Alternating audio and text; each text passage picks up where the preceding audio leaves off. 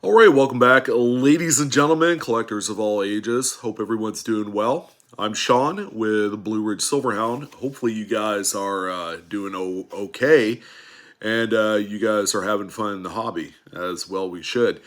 So today we're going to talk about one specific mint product that a lot of people have purchased. These things sell out eventually.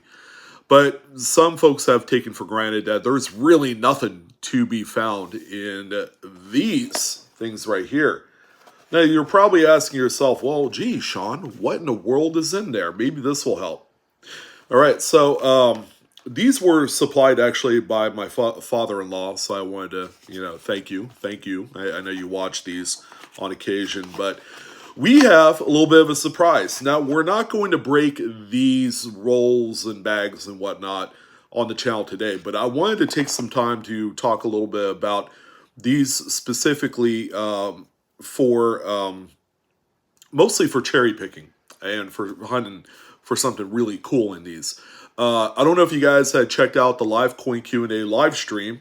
If you haven't checked it out to this point every single Monday night, what are you guys doing?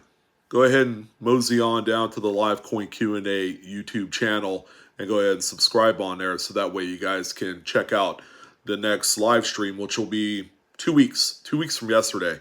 So 2 weeks, or almost 2 weeks from now, we should be in the month of November then. All right. And then, of course, the holidays really represents the busiest time of the year for numismatics.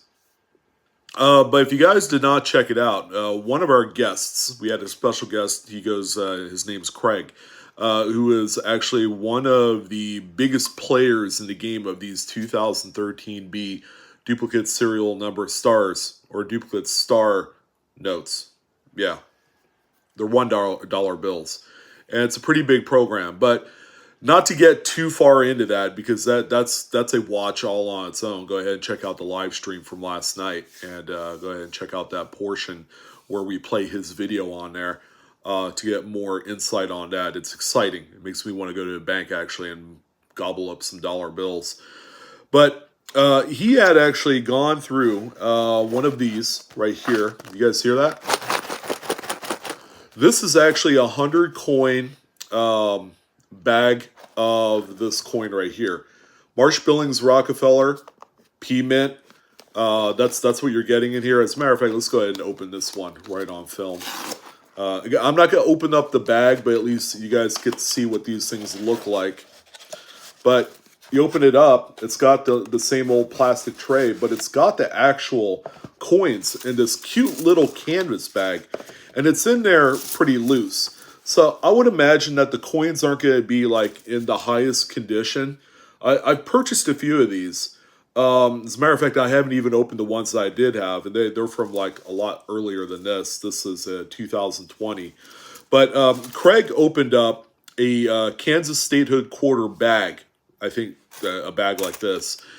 And there was a blank Type 2 planchet for a quarter that he had found in that bag. So now comes the curiosity, just did all these curious kind of like thoughts in my head, like, oh, I wonder what else we could find in there. So we're going to, in a separate video, probably here in the next day or two, we're going to open up all of what I have here. So first and foremost, we got the Salt River Bay PD&S set. So we have the Philadelphia, Denver, and San Francisco. I believe the middle is the San Francisco roll here. I don't know if you guys can see that, but there is indeed an S mint mark on there, and they look nice. We're going to open up all these and find out if we can pull some pretty nice varieties or errors. There isn't too much in the way of varieties. Things like double to dies and, other things. You can't find repunch mint marks in these, by the way, because of the process in which the working dies and the master dies and the hubs and all that were produced. They don't tap in the mint marks onto the working dies like they used to pre-1990. So it's a little bit different of a process, but errors and possibly some sort of double to die, especially on the Salt River Bay with that mangrove tree. There are a few relatively minor double to dies that you can look for on there. There have been a number of strike throughs that have popped up on the Salt River Bay, not to mention some pretty cool feeder finger scrape damaged, or it's not really damaged, but it's a mint process where the feeder finger scrapes up against the surface of that die, thereby creating these parallel lines that translate onto the coin as a pretty neat effect. It looks like rain showers coming across the fields, the flat field areas of the coin. Hopefully we can find some of those there. But we'll also be opening up this P Mint Marsh Billings in there as well. And then, of course, we have a S Mint Marsh Billings Rockefeller as well. So the market for these particular bags, for the longest time, just a run-of-the-mill P and D mint bags, have been pretty affordable. Let me go ahead and type this in here on eBay and kind of explore how much we're talking about here. Because each bag has 100 quarters.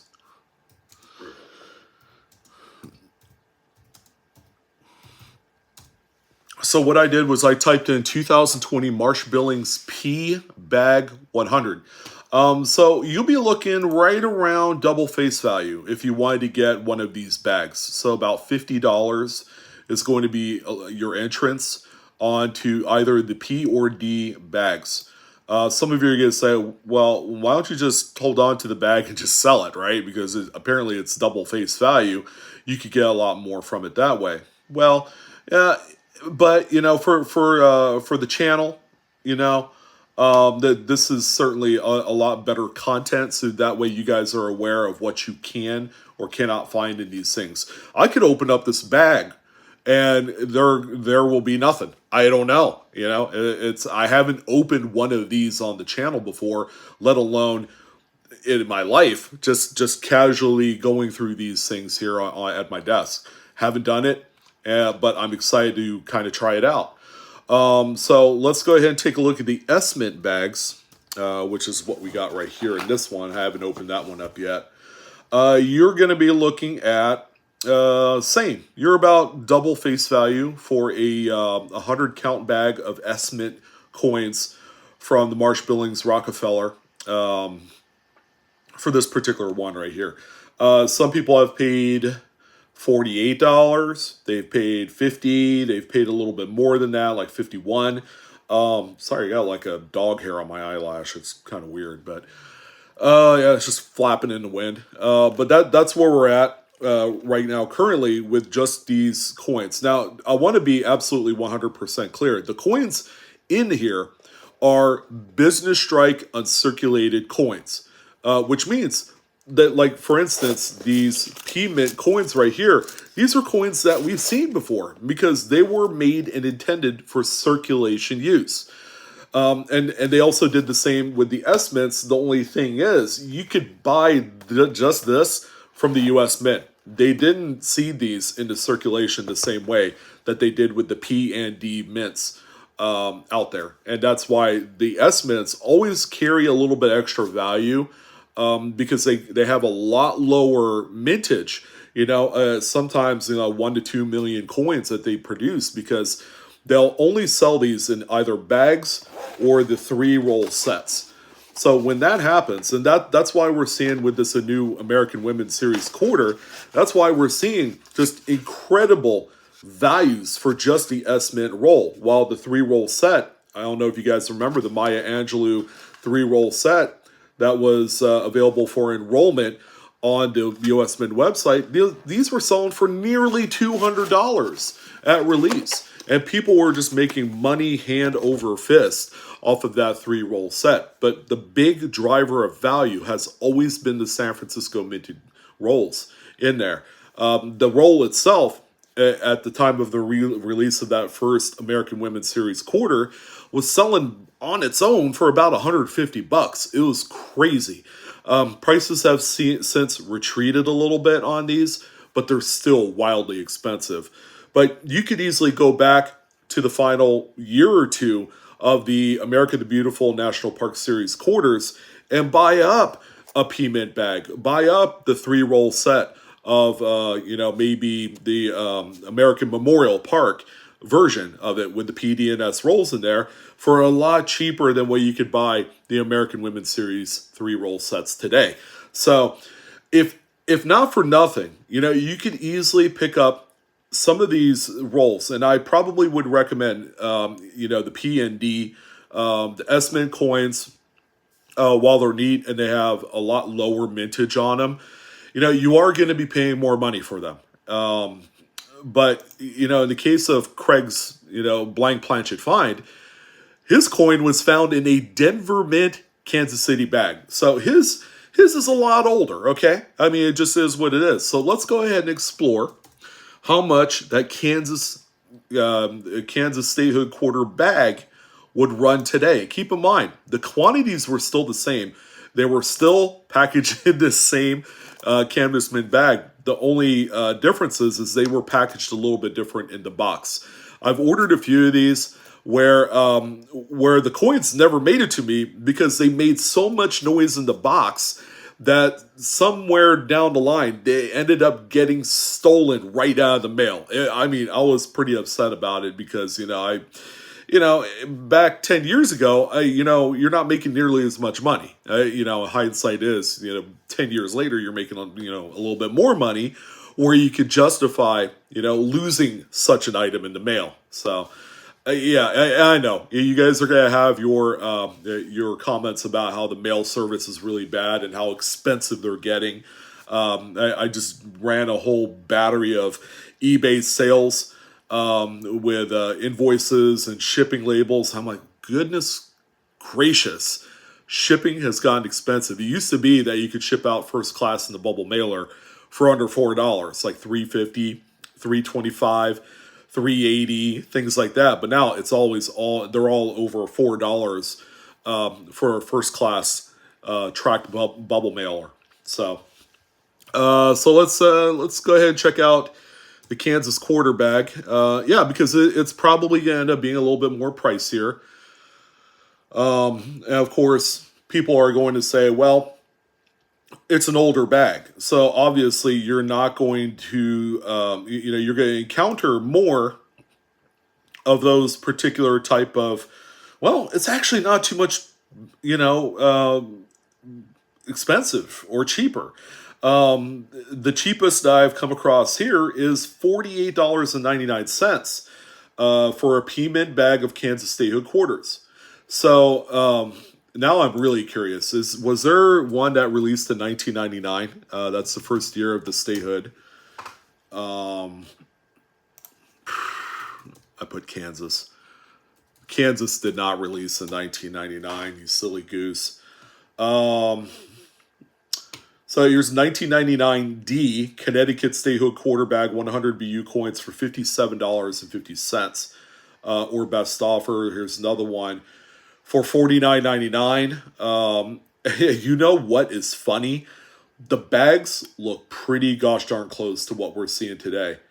Actually, they're a little bit different. You know how this one says here, U.S. Mint quarters, and it's all printed on the bag? They actually have the bags that are stamped. So they have a rubber stamp that they have applied the information the same way that you see here on there. But the P Mint bags of any one of the state quarters from 1999 are about $75 to $100. They are quite a bit more, and with good reason. It's a coin that already today is 23 years old. I mean, it was bound to happen, right? You could pick these up back in the day for what, $40, if I remember right, $45. And, a lot of people did open them. All right. They opened them. I remember the statehood quarter drop and people were trading, it's like my dad, when he was still around, was trading with a good buddy of his that he grew up with in the East Coast. And they were just constantly sending quarters across the U.S. A new one would come out. One would send one from the West Coast out there to his friend, and then vice versa. So that way they have P&D mints. So yeah, it was a good time to be alive because this really livened up things. But when it comes to today's standards, okay, just having statehood quarters that are BU condition is not enough because these things haven't necessarily gone up in value on a singular coin basis. It's going to run you a little bit more in money than what they used to.